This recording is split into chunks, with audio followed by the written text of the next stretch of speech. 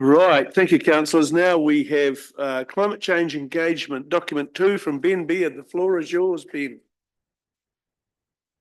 Thank you. Good morning again. I'm just going to present some of the work that was undertaken earlier this year.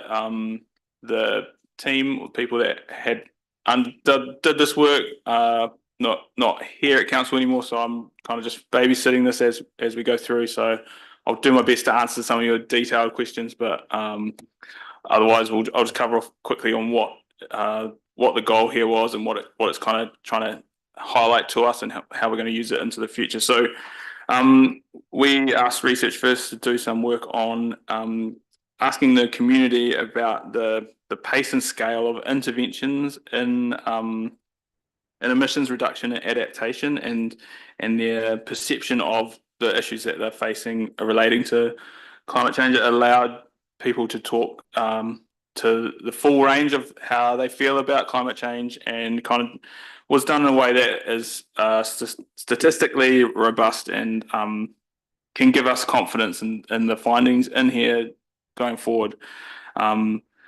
So we'll be using this stuff to build our emissions plan and our sustainability plan, our adaptation plan, some of the key pieces of work we've signalled to be done in our climate change sustainability space. And we're currently recruiting for leads roles for those people to come in and help pick up and do this work for us.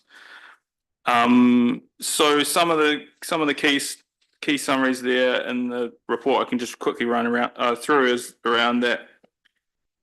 People see it as a real and present threat for much of the community, and it does start to frame their thinking on the immediacy of how council should act or required to act. And I think highlighted that there's an opportunity for us to, as a council, to demonstrate that commitment, and there is a vast majority of people willing to support some of that initiative to some degree, but it's also couched in the financial commitment that would also trigger.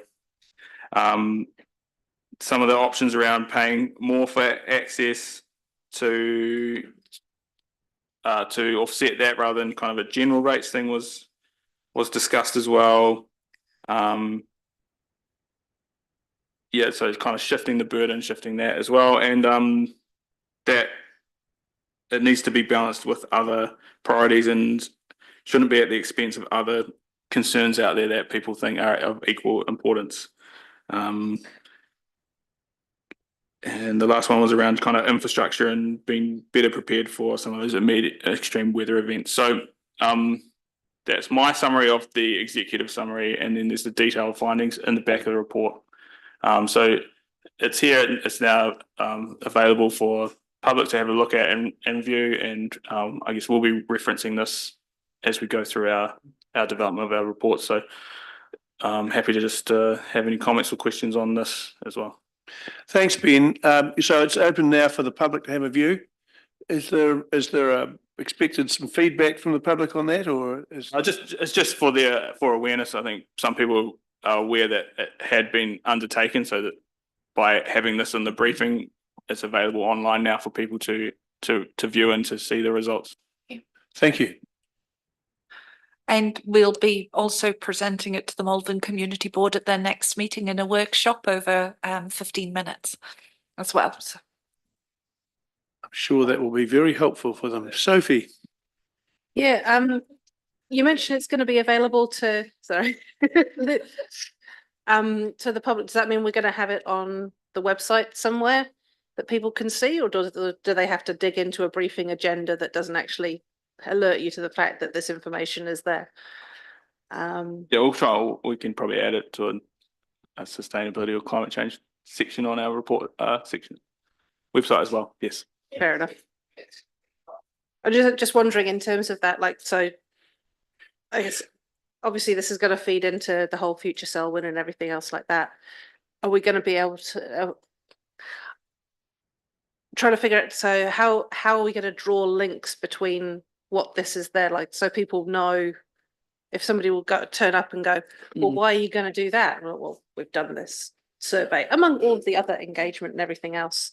I guess it's just trying to prove that it was a useful thing. Like, how do we show that it was actually useful and it wasn't just like, oh, look, we've done a survey. Yeah, I think it will help us plan in confidence to sort of say, yep, these things the majority of people are considering as something we need to respond to, and it can also help in some of the down the track when you're looking at what we are funding and stuff that we've asked the community, and whilst we may have opinions across the range, here's kind of a research that has been done that we can be statistically confident in that provides that sample of what the community is feeling on that, so it should help steer you in that space as well. Yeah. Thank you, Ben. Kia ora, Shane. Welcome to the briefing. Tēnā rā tātou. Thank you very much. Kei te mihi, kia koe, kai kauni hira, e rā whenua, mana whenua. Thank you very much, Ben. It's a great survey. 550 participants with 83% of them confirming that they would that they would contribute to paying more. But I guess as part of socialising this document, it gives a guidance towards not only council's direction, but also a confirmation. Would that be? And then obviously it'll be what that cost is, and that'll be fleshed out through the socialising of the document. Yeah. Yeah, and the development of the emissions plan and the adaptation plan and the sustainability plan, like the ability to figure out what tools we can use and how the costs associated with that. I think this can help you figure out, yeah, people are looking for those targeted things based on what is specifically related rather than kind of a broader cost. And so the kind of feedback here will help help frame up where we're heading on that space. Yeah. Thank you. Thank you. Any other comments, councillor?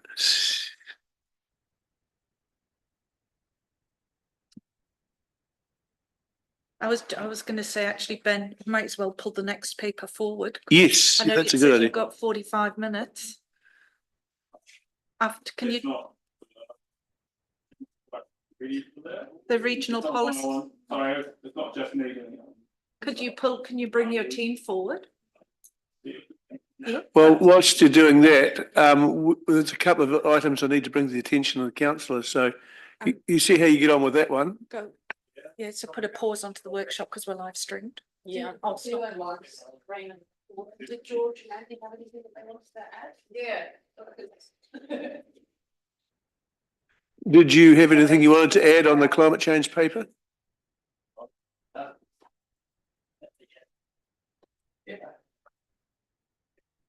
Morena, I had a couple of looks at the or a couple of readings of the results of the interviews, and I guess it was fairly clear, I think, that our community or the respondents see it as they're concerned about it.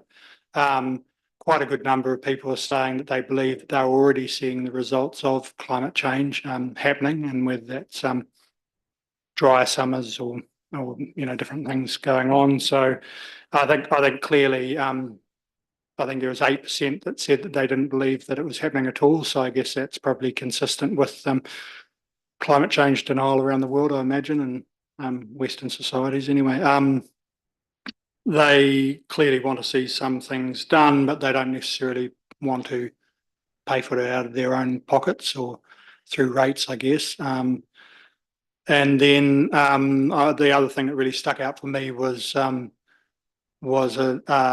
lack of wanting to use public transport as a way of trying to reduce our emissions. That that our community seems to be reasonably reluctant in that way. I mean, I'm not wanting to paint a bigger picture in terms of how we go in that direction, but that certainly came through with those respondents as well. So, kia ora.